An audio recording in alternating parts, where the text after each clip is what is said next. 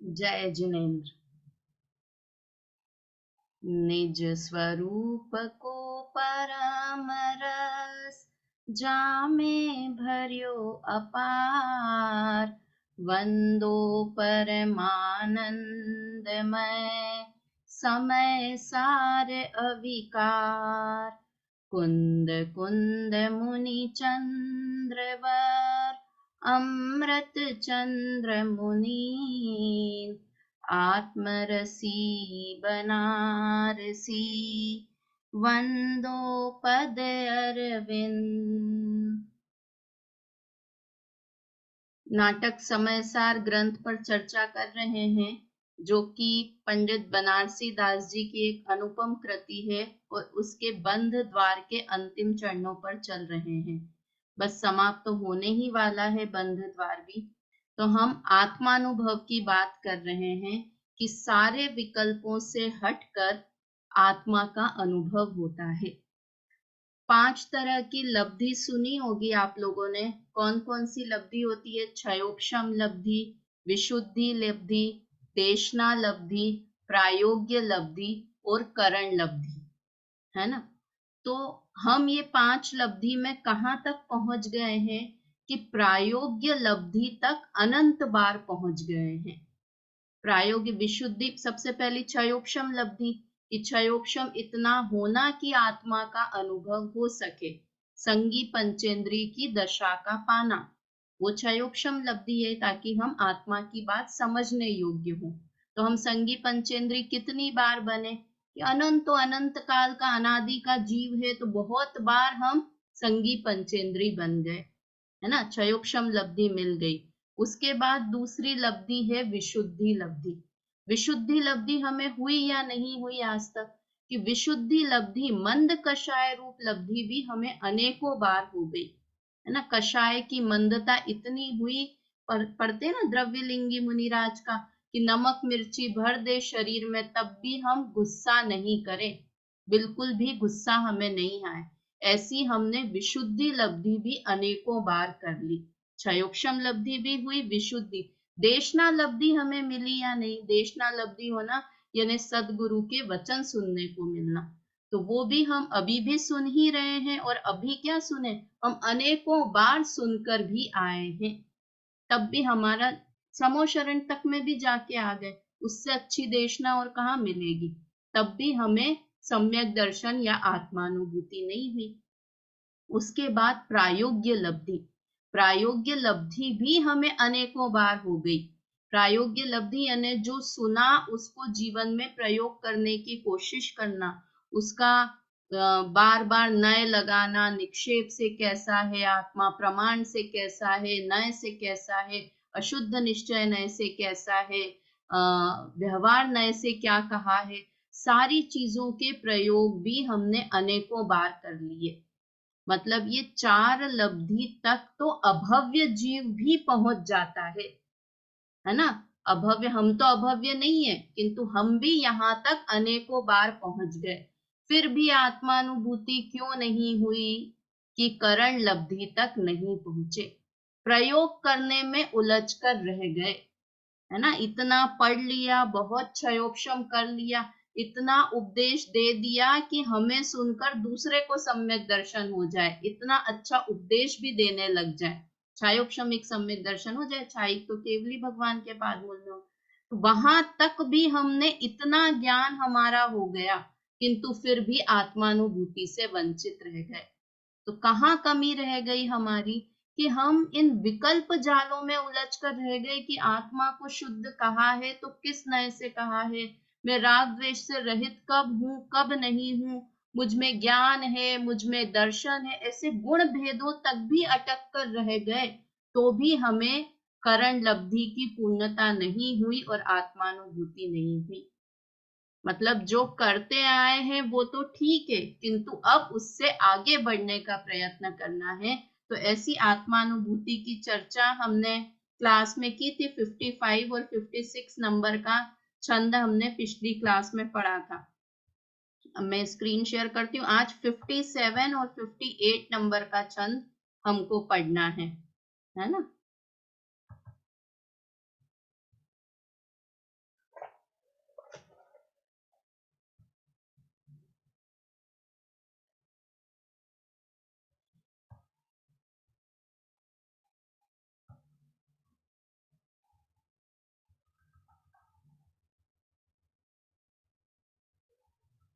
एकदम अंतिम के ही हैं, बंध द्वार का इसमें समापन ही है इन छंदों में।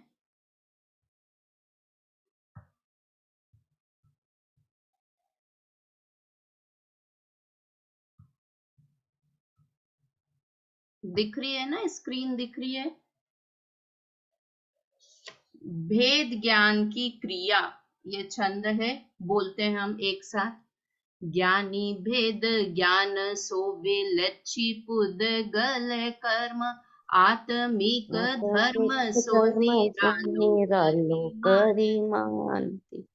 ताको मूल कारण अशुद्ध राग भाव, ताके नासी बेको शुद्ध को शुद्ध अनुभव अभ्यास अनुभव ठान तो। ठान सो।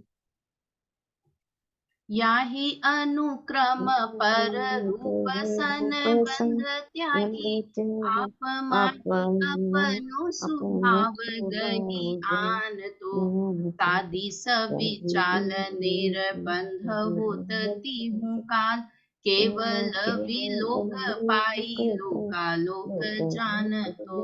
क्या कहा? अब भेद ज्ञान, भेद विज्ञान की पहले तो आत्मानुभूति की क्रिया विधि बताई थी। अब भेद ज्ञान कैसे होता है उसकी क्रिया भी बता रहे हैं। उसमें क्या क्या होता है भेद ज्ञान में?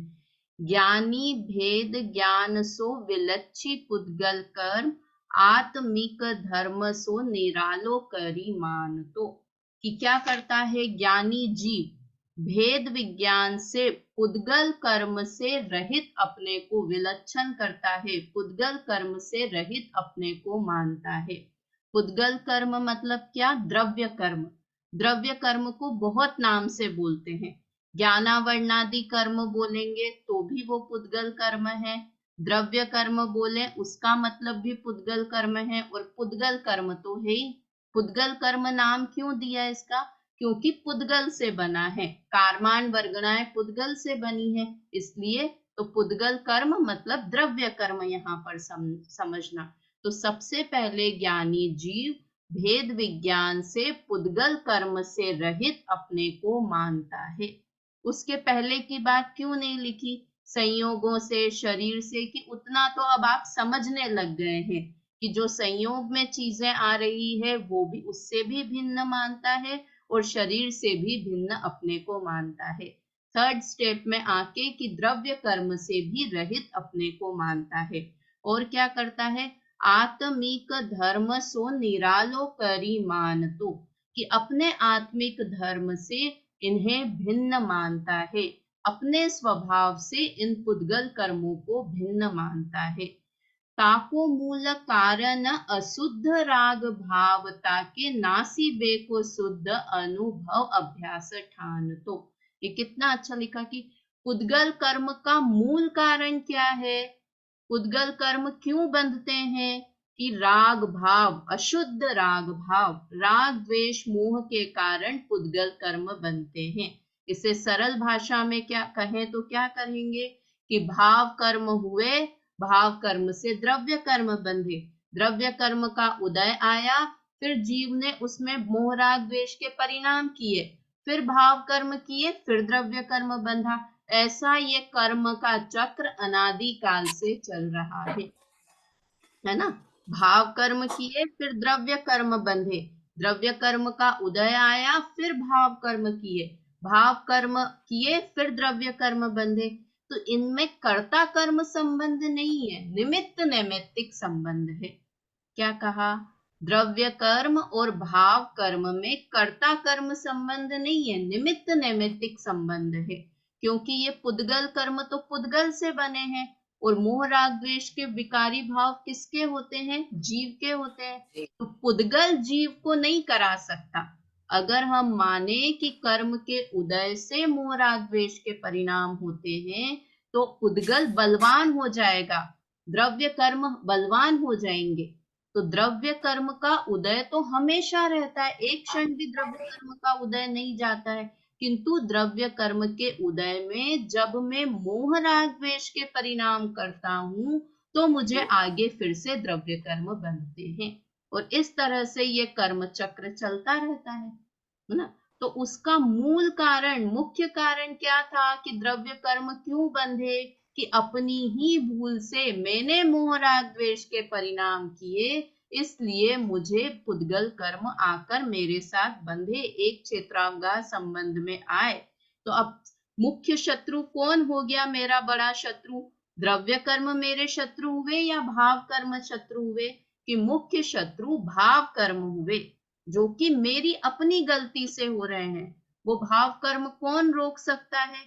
कि मैं अपनी गलती से भाव कर्म कर रहा हूं और मैं ही चाहूं तो उन भाव कर्मों को रोक सकता हूं। तो उसको नासी बे को शुद्ध अनुभव अभ्यास ठान। तो उन राग द्वेष मोह भाव कर्मों को नाश करने के लिए शुद्ध अनुभव का अभ्यास करता है ज्ञानी जीव, है ना। मोह राग द्वेष को नाशने का उपाय क्या है? कैसे बंद हो मेरा मोह, कैसे खत्म हो मेरा राग, कैसे खत्म हो द्वेष के भाव, कैसे खत्म हो? कि आत्मा का अनुभव करो तो अपने आप ये भाव नहीं होंगे। राग मुझे राग नहीं करना है, मुझे द्वेष नहीं करना है, मुझे मोह नहीं करना है, ऐसे सोचने से मोह राग द्वेष नष्ट नहीं होंगे। अगर आप मुझे मोह नहीं करना है ऐसा सोचते रहो तो भी हम मोह के बारे में ही सोच रहे हैं। तो उसको नाश करने का क्या उपाय है? कि शुद्ध आत्मा का अनुभव करना। शुद्धता का अनुभव करेंगे तो अशुद्धता नष्ट हो जाएगी। कितनी बड़ी बात, कितनी अच्छी बात है कि अशुद्ध राग भाव है। यहाँ पर परिणाम को दो भागों में बांट दिया, एक शुद्ध परिणाम और एक अशुद्ध परिणाम। अशुद्ध परिणाम में क्या आ गए? शुभ और अशुभ दोनों के भाव, है ना। अशुद्ध परिणाम, ये अशुद्ध राग भाव लिखा ना, तो अशुद्ध राग भाव यानी घर कुटुंब का राग वाला अशुद्ध राग नहीं, देव शास्त्र गुरु का राग वाला राग भी अशुद्ध भाव है। सुशीला आंटी, है ना। अशुद्ध राग यहाँ पर लिखा शब्द, तो हम क्या राग के हमने दो भेद कर दिए कि अगर हमें घर कुटुंब से राग हो रहा है तो वो तो अशुद्ध राग है, किंतु देव शास्त्र गुरु के प्रति राग आ रहा है, स्वाध्याय का राग हो रहा है, तो ये शुद्ध राग है। तो ये हमारी भूल है ना। यहाँ पे तो अशुद्ध राग मतलब शुभ अशुभ दोनों के भाव को अशुद्ध राग बोला है यहाँ पर। समझ में आया, है ना। तो ये उस अशुद्ध राग को नाशने के लिए शुद्ध अनुभव। अब अशुद्धता को नाश करना है तो क्या करना है? कि अशुद्धता के बारे में विचार करते रहे तो अशुद्धता नष्ट हो जाएगी कि नहीं? अशुद्धता के बारे में विचार करने से अशुद्धता नष्ट नहीं होगी, शुद्धता का अनुभव करने से अशुद्धता नष्ट हो जाएगी, है ना। बुरी चीज का विचार करते रहो तो बुरी चीज नष्ट नहीं होगी। अच्छी चीज करना प्रारंभ कर दो तो बुरी चीज अपने आप नष्ट हो जाएगी। और वास्तव में मोह राग द्वेष को नाश करने का यही एकमात्र उपाय है। क्या है? राग भाव ताके नासी बे को शुद्ध अनुभव अभ्यास ठान। तो ठान लेता है कि मुझे शुद्ध आत्मा का अनुभव करना है, और यही एकमात्र प्रक्रिया है शुद्धता प्राप्त करने की। अशुद्धता का विचार करते करते कभी किसी की अशुद्धता नष्ट नहीं हुई है। अशुद्धता का नाश करना है तो शुद्धता का अनुभव करना पड़ेगा, शुद्धता पर दृष्टि लानी पड़ेगी तो अशुद्धता का नाश हो जाएगा। तो इसलिए यहाँ पर लिखा कि अशुद्ध राग क्या कहाँ से शुरू की? कि द्रव्य कर्म का कारण क्या बताया? राग भाव, भाव कर्म, और भाव कर्म नाश करने का कारण क्या बताया? शुद्ध अनुभव का अभ्यास। किस किस विधि से वो नष्ट होंगे? तो अगर हमें कर्मों से नहीं बंधना है, उद्गल कर्मों से नहीं बंधना है, तो क्या करना? कि भाव कर्म नहीं करना। भाव कर्म मतलब मोह राग द्वेष नहीं करना। मोह राग द्वेष नहीं करना तो उसके लिए क्या करना? कि शुद्ध आत्मा का अनुभव करना, उसका अभ्यास, निरंतर अभ्यास। कब तक अभ्यास करते रहना? कि जब तक अनुभव नहीं हो जाए तब तक अभ्यास करते रहना, है ना। आता है ना, करत करत अभ्यास नित जड़मति होत सुजान। बार बार इसी चीज को सुनेंगे, इसी चीज का अनुभव करेंगे तो हमारी जड़ मति भी सुजान हो जाएगी, सम्यक हो जाएगी, ना। कोई बच्चा कमजोर हो पढ़ने में तो अपन क्या कहेंगे कि ज्ञान तो है तुम में, किंतु क्यों कमजोर हो कि तुम ध्यान से नहीं पढ़ रहे हो। बार बार बार बार पढ़ोगे तो कैसे है, अभ्यास। अभ्यास इसको कहते हैं, बार बार निरंतर उस चीज को पढ़ते रहो। हमको भी कितने सारे भजन, और ये पहले लगता था कि ये रविंद्र भाई की इतनी अच्छी अच्छी पूजाएं आई है, और इतने अच्छी स्तुति, सीमंदर स्तुति ले लो, जिन मंदिर स्तुति ले लो, जिनेन्द्र देव की स्तुति, बहुत अच्छी अच्छी स्तुतियां लिखी है ना। तो ऐसे लग रहा था कि अब ये नई स्तुतियां इतनी कैसे याद होगी। तो रोज रोज पाठ करना शुरू कर दिया उसका। तो 2 महीने में तो एक स्तुति याद, रोज रोज रोज रोज अभ्यास किया तो अपने आप कब याद हो गई पता ही नहीं चला, है ना। और ऐसे अगर मैं चिंता करती रहती, अरे ये स्तुति, सीमंदर स्तुति इतनी अच्छी है, याद ही नहीं हो रही है, याद ही नहीं हो रही है, तो कब याद हो जाती, कि वैसे याद नहीं होती। अभ्यास किया, और अभ्यास करना मतलब क्या, रोज रोज उस चीज को दोहराना। और यहाँ तो रोज रोज नहीं, हर समय उस चीज को दोहराना कि मैं शुद्ध आत्मा हूं। अच्छा ये तो ठीक है, हम ये सोचें कि मुझे अनुभव करना है, शुद्ध आत्मा का अनुभव करना है, शुद्ध आत्मा का अनुभव करना है, तो अनुभव हो जाएगा, तो भी अनुभव नहीं होगा। कि मुझे ये करना है, ये विकल्प भी नहीं होना है। मैं आत्मा हूं ऐसा नक्की करेंगे तो उसका मतलब ही है कि शुद्ध आत्मा का अनुभव हो गया। इसलिए ये अभ्यास ठान, तो मतलब हमें इस आत्मा की चर्चा कितनी ध्यान से सुननी चाहिए। हमेशा आत्मा की चर्चा सुनने में चौकन्ना रहना चाहिए कि अहो ये तो मेरी ही बात चल रही है। तो इस तरह से ये द्रव्य कर्म नाश करने की यह विधि बताई कि द्रव्य कर्म नहीं करना है तो हम कैसे भाव कर्म को नहीं करें, और भाव कर्म नहीं करना है तो कैसे शुद्ध आत्मा का अनुभव करें। याही क्रिया, यही अनुक्रम पर रूप सन बंध त्यागी, आप माही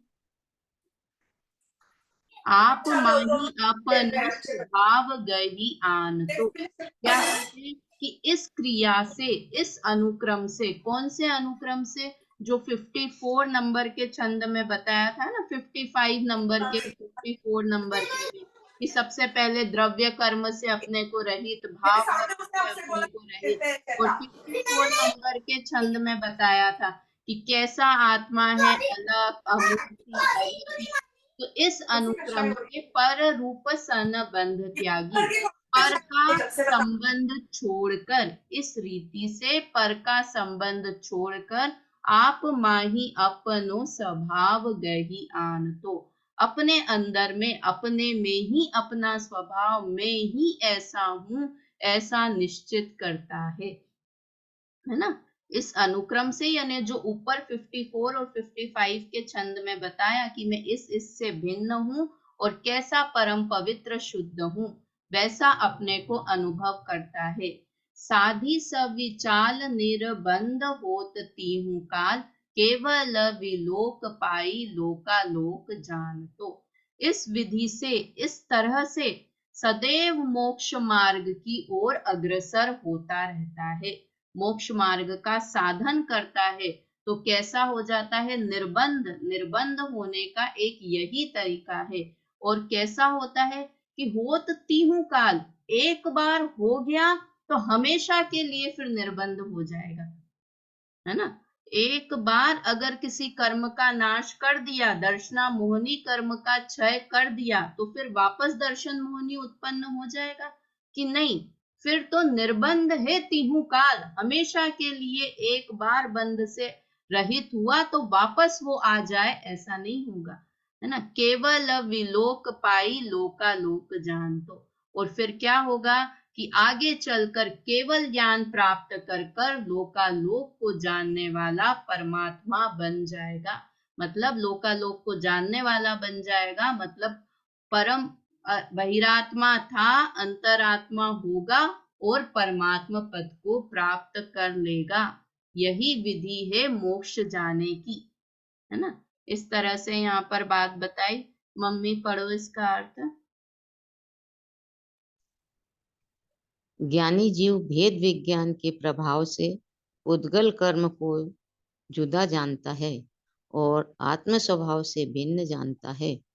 उन पुद्गल उन पुद्गल कर्मों के मूल कारण राग, द्वेष, मोह आदि विभाव हैं। उन्हें नष्ट करने के लिए शुद्ध अनुभव अभ्यास करता है और 54वें कवित्व में कहा कहा कही हुई रीति से पर रूप तथा आत्म स्वभाव से भिन्न बंध पद्धति को हटाकर अपने ही में अपने ज्ञान स्वभाव को ग्रहण करता है। इस प्रकार वह सदैव मोक्ष मार्ग का साधन करके बंधन रहित होता है और केवल ज्ञान प्राप्त करके लोकालोक का ज्ञायक होता है।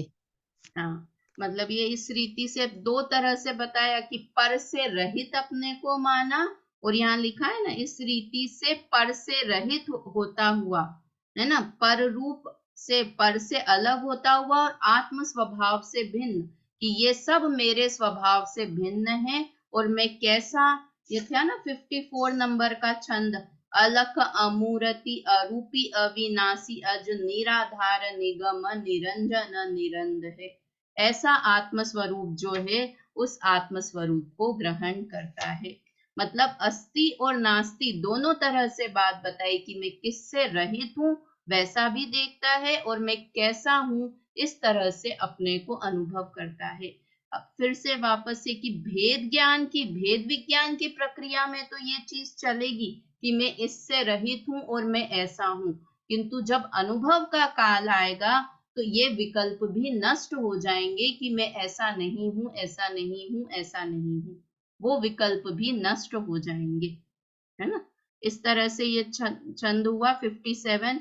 58 नंबर का छंद भी अपन पढ़ते हैं। भेद ज्ञानी का पराक्रम। कैसा पराक्रम, मतलब कितना शक्तिशाली होता है भेद ज्ञानी जीव, उसकी चर्चा यहाँ कर रहे हैं।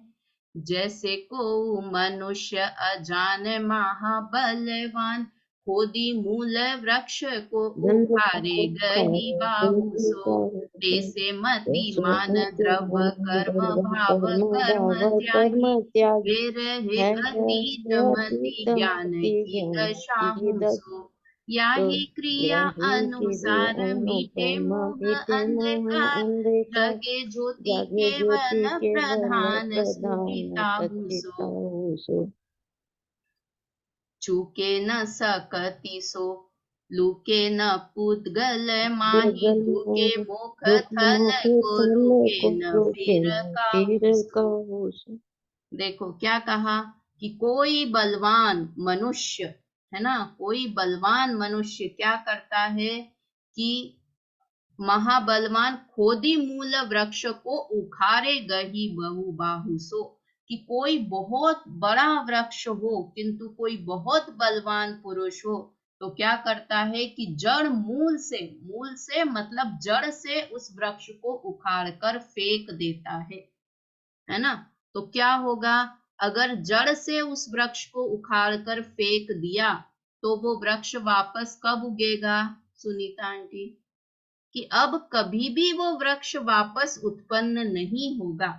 अगर तने से उखाड़ कर फेंकता तो क्या होता, देखो तने से उखाड़ नहीं सकता था, उखाड़ते हैं तो मूल से ही उखाड़ते हैं, तने से करेगा तो काटना पड़ेगा, आरी से काटना पड़ेगा, किंतु महाबलवान पुरुष है वो, और वो क्या कर रहा है कि जड़ मूल से वृक्ष को निकाल कर उखाड़ फेंका है ना। यहाँ पर दो चीजें ध्यान देने की बात है कि एक तो बहुत बड़ा वृक्ष है वो, ऐसा ही हमारे पास द्रव्य कर्म और भाव कर्म बहुत बलवान है, दोनों के दोनों। अब ज्ञानी जीव क्या करता है कि उनको जड़ मूल से उखाड़ता है, जड़ मूल से उखाड़ा मतलब पूरी तरह से उसका नाश कर दिया, तो अब वो वृक्ष जैसे कभी भी उत्पन्न नहीं होगा, वैसे ही द्रव्य कर्म और भाव कर्म एक बार नष्ट कर दिए तो वो वापस उत्पन्न होने वाले नहीं है ना। देखो, जैसे को मनुष्य अजान महाबलवान, खोदी मूल वृक्ष को उखारे गही बाहु सो, अपने बाहुबल से मतलब शक्तिशाली वो पेड़ जितना बड़ा है उससे ज्यादा शक्तिशाली वो मनुष्य है। वैसे ही द्रव्य कर्म और भाव कर्म बहुत दुखी देने वाले हैं, अनादिकाल से मुझे दुखी कर रहे हैं, किंतु फिर भी ताकतवर कौन है कि जीव उनसे ज्यादा ताकतवर है ना। तैसे मतिमान मतलब जिसमें ज्ञान है ऐसा जीव द्रव्य कर्म भाव कर्म त्यागी, द्रव्य कर्म और भाव कर्म का त्याग करके वे रहे अतीत मति ज्ञान की दशा हूं सो, कि वे द्रव्य कर्म अपनी ज्ञान की शक्ति से उस द्रव्य कर्म और भाव कर्म को अतीत कर देते हैं, मतलब नष्ट कर देते हैं, हटा देते हैं द्रव्य कर्म और भाव कर्म को मूल से, है ना।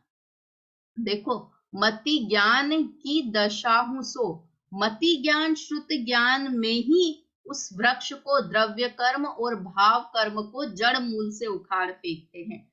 तो सुशीला आंटी बताओ कि चौथे गुण स्थान में ही जड़ मूल से उखाड़ देते हैं क्या, कि जब भगवान बनते हैं तब जड़ मूल से उखड़ते हैं, भाव द्रव्य कर्म तो तब उखड़ते हैं सारे के सारे। तो यहाँ तो नहीं, लिखा चौथे मति गुण ज्ञान, स्थान में हाँ देखो चौथे गुण मिथ्या तो स्थान, जड़मूल से ही उखड़ गया ना, मिथ्या हाँ जड़मूल से ही उखड़ जाता है ना। हाँ ये बात कि दर्शन मोहनी, जड़ क्या है आठों कर्मों की, कि आठों कर्मों की जड़ दर्शन मोहनीय है, मिथ्यात्व है, और मिथ्यात्व को उखाड़ कर फेंक दिया। अब वो वृक्ष दिख तो रहा है पड़ा हुआ, पत्तियां भी हरी हरी दिख रही है, किंतु वो वृक्ष कैसा है कि अगर मूल से उखाड़ दिया है तो वो धीरे धीरे सूखने की तरफ ही है, वो धीरे धीरे सूख ही रही हैं पत्तियां उसकी। तो वैसे ही चौथे गुण स्थान में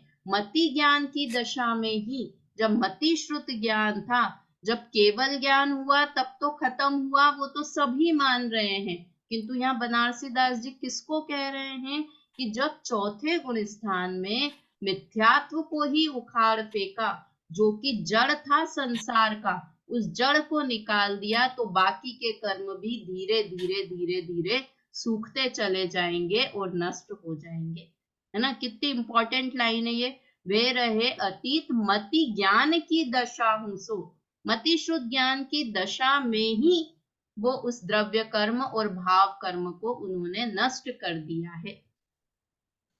या ही क्रिया अनुसार मीटे मोह अंधकार, जगे ज्योति केवल प्रधान सविताहु सो, इसी क्रिया के अनुसार, इसी पद्धति से वो मोह रूपी अंधकार को नष्ट कर देते हैं, और फिर क्या होता है, कौन सी ज्योति जग जाती है, केवल ज्ञान रूपी ज्योति प्रकट हो जाती है।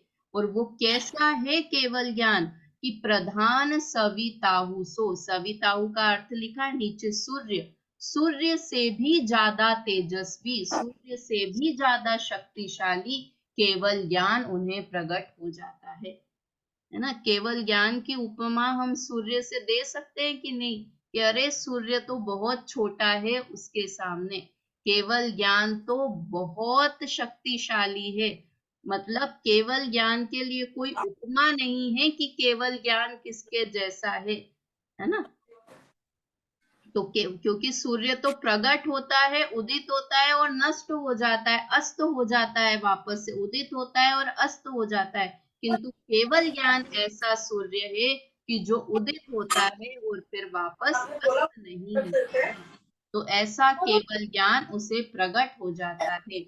चूके न सकहि तो लूके न पुद्गल माही, और फिर वह अपनी अनंत शक्तियां उसे प्रकट हो जाती है, और उस शक्ति से वह कभी चूकता नहीं है, कभी रुकता नहीं है। लूके न पुद्गल माही, और पुद्गलों में भी वह फिर कभी अटकता नहीं है। यहाँ पर इन दोनों छंदों में मुख्य क्या बात बताना चाह रहे हैं, कि एक बार अगर हमने सम्यक दर्शन प्राप्त कर लिया तो उसके क्या क्या फायदे हैं, कि एक बार सम्यक दर्शन प्राप्त कर लिया तो फिर वो मोक्ष में ले जाकर ही दम लेगा, मोक्ष तक, मोक्ष में जाने के बाद भी हमारा साथ नहीं छोड़ेगा, है ना। चूके न सकती सो लूके न पुद्गल माही। फिर वो सम्यक दृष्टि जीव कभी भी पुद्गलों में अटकता नहीं है और उसकी शक्तियों से कभी चूकता नहीं है।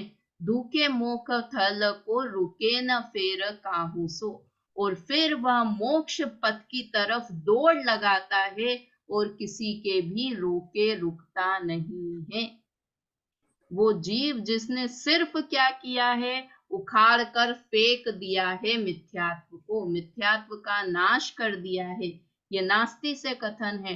और अस्ति से कथन कहेंगे तो क्या करता है कि अस्ति से आत्मा का अनुभव जिसने एक बार कर लिया है, तो फिर वो मोक्ष मार्ग में दौड़ लगाता जाएगा और कोई रोकना चाहे। तीन चक्रवर्ती बन गया, कुछ भी बन गया, बहुत सुंदर परिवार मिल गया, बहुत प्यार करने वाले लोग मिल गए, तो फिर अब तो आत्मा से अच्छा मेरा घर परिवार है, ऐसा सोचने लगता होगा।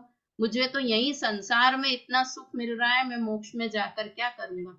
और वास्तव में जब सम्यक दर्शन हो जाता है तो सारी अनुकूल पुण्य, बहुत पुण्य प्रबल हो जाता है, तो सारी अनुकूल सामग्रियां प्राप्त भी हो जाती। मुझे तो कई बार ऐसा लगता है कि जब सम्यक दर्शन होने के बाद ये तीर्थंकर वगैरह बनते हैं ना, तो इतना सारा पुण्य का वैभव और ये सब मिल जाता है उन्हें, तो मानो उनकी चेकिंग करने के लिए उन्हें पुण्य का उदय आया है कि अब चेक करके देखते हैं कि तुम इस पुण्य के उदय में अटकते हो या नहीं अटकते हो। सब बहुत अच्छा घर परिवार है, राजा 24 तीर्थंकर राजा थे, कोई भी छोटे मोटे नहीं हुए थे, सब राजा के घर में उत्पन्न हुए थे, है ना। सब एक से एक सुंदर थे, बलवान थे। अपन पढ़ते हैं ना 10 जन्म के अतिशय 10 केवल ज्ञान के, तो जन्म से ही सफेद खून, अत्यंत सुंदर शरीर, बलवान, धन। 6 महीने पहले से तो रत्न की वर्षा हो रही है, मतलब इतनी सुख सुविधाएं उनको वहां मिल जाती है। तो अब सोचें कि अब क्या करेंगे मोक्ष में जाकर। अब तो यहीं पर ही जहां पर हम हैं वही मोक्ष है, तो अभी इस भव में नहीं बन जाते मोक्ष में, अगले भव में सोचेंगे मोक्ष में जाने का। वो थैंक गॉड पिक्चर में दिखाया था कि देखे तू ना इतना पैसा समृद्ध इसमें अटकता है कि नहीं। उन्होंने तो लोभ पर दिखाया था, तो वो बोला नहीं मैं बिल्कुल नहीं अटकूंगा मैं बिल्कुल लालच नहीं करूंगा। और फिर उसको सारे अनुकूलताएं दे देते हैं, फिर वो अटक गया उसमें हाँ, तो सही बात। तो उसको फिर मतलब पकड़ा क्योंकि तूने अब किया कि नहीं लोभ हाँ, मतलब क्योंकि उसने बोल बोल के ऊपरी वैराग्य उसको हो गया कि उस समय तो उसने बोल दिया होगा देखा देखी कि भाई अब तो मैं मर रहा हूँ, बचने का एक ही रास्ता है कि भाई मैं ये सब अब अटकूंगा लोभ नहीं, धन वैभव में अटकूंगा नहीं, लोभ में अटकूंगा। किंतु उसके अगर साथ में एक पॉजिटिव बात, हमारे जैन धर्म की क्या खासियत कि ये ऊपर का वैराग्य नहीं है, उसके बाद उसकी शक्ति किस चीज की है, उसके पास ज्ञान की शक्ति है, सम्यक दर्शन की शक्ति है कि मैं आत्मा ये जगत का कितना भी वैभव है, किंतु मैं उस सब वैभव से अधिक वैभवशाली मैं आत्मद्रव्य हूँ, है ना। तो कितना भी वो जो थी ना कि वो कौन से थे ऋषि थे, तो उनके सामने वो अप्सरा डांस करने के लिए उन्होंने भेजा ऊपर से देवलोक में से, किसके लिए? राम मुनि थे ना, राम मुनि के सामने सीता आई थी अप्सरा। नहीं एक ऋषि थे उसके सामने आई थी। हाँ हाँ हाँ, ये अन्य अप्सरा। धर्मों में आता है ना, वो ऋषि हाँ। को उसके सामने अप्सरा को भेजा। तो ये समझो मानो कितनी भी चीजें आ जाए तो सम्यक दृष्टि जीव सम्यक दर्शन के प्रभाव से इन पुद्गलों में रुकता नहीं है और कहाँ तक दौड़ लगाता है कि जब तक मोक्ष की प्राप्ति नहीं हो जाए तब तक वो आगे दौड़ता ही रहता है। ऐसा सम्यक दर्शन का प्रभाव है। एक बार प्रकट करके तो देखो, उसके बाद अभी तो हम वास्तव में सम्यक दर्शन प्राप्त करने से भी डरते हैं कि पता नहीं कैसी स्थिति हमारी हो जाएगी। तो एक बार अपनी मान्यता को सम्यक करके देखें तो फिर कहाँ पर ले जाके छोड़ेगा वो सम्यक दर्शन, वो वेद विज्ञान कि मोक्ष तक ले जाकर वो छोड़ेगा। चलिए सुनीता आंटी इसका अर्थ पढ़ लीजिए एक बार। ये जिस प्रकार कोई अजान महाबलवान मनुष्य अपने भावबल से किसी वृक्ष को जड़ से उखाड़ डालता है, उसी प्रकार भेद विज्ञानी मनुष्य ज्ञान की शक्ति से द्रव कर्म और भाव कर्म को हटाकर हल्के हो जाते हैं। इस प्रकार रीति से मोह का अंधकार नष्ट हो जाता है और सूर्य से भी श्रेष्ठ केवल ज्ञान की ज्योति जागती है। फिर कर्म नो कर्म से नहीं छिप सकने योग्य अनंत शक्ति प्रकट होती है। किसी को जाता है, किसी हाँ, फिर वह सीधा मोक्ष को जाता है और किसी का रोका नहीं रुकता है। इस तरह से ये हमारी बंद द्वार की चर्चा समाप्त हुई और इसके इस अधिकार का सार हम एक बार कल पढ़ेंगे और बाकी हम रिवीजन बहुत बार इस द्वार का पढ़ चुके हैं। 8 द्वार हमारे हो चुके हैं, है ना। तो अब बिल्कुल आधी से ज्यादा जिनवाणी, अपनी जिनवाणी देखो, आधी से ज्यादा जिनवाणी हो गई है अपनी। 210 पेज तक हो गए हैं और 400 कुछ पेज हैं इसके अंदर। तो हम ऑलमोस्ट हमने आधा ग्रंथ हमारा समाप्त हो गया है और अब बहुत मुख्य मुख्य द्वार बाकी हैं। मोक्ष द्वार, सर्व विशुद्ध द्वार, साध्य साधक द्वार, ऐसे द्वार बाकी हैं। तो उनकी चर्चा हम आगे की क्लास में करेंगे और कल से ही मोक्ष द्वार शुरू भी कर देंगे इस 8वें द्वार का सार पढ़ के, और साथ में ही मोक्ष द्वार की चर्चा भी हम कल की क्लास से प्रारंभ करेंगे। परसों एक विशेष क्लास रहेगी, उसकी बात अपन कल की क्लास में ही करेंगे। अभी जिनवाणी स्तुति एक बार बोल के बात खत्म करते हैं। भाव मरण से त्रस्त प्रतीक्षण, मेरे घट में अमृत घोलो। मैं विवेक बिन अंध शारदे, नय अंजन से लोचन खोलो।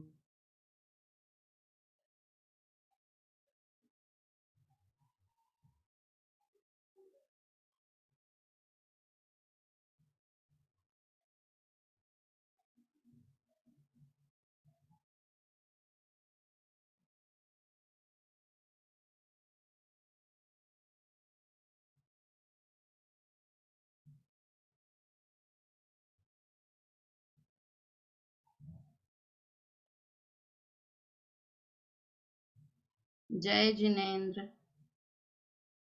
जय जिनेन्द्र। जय जिनेन्द्र।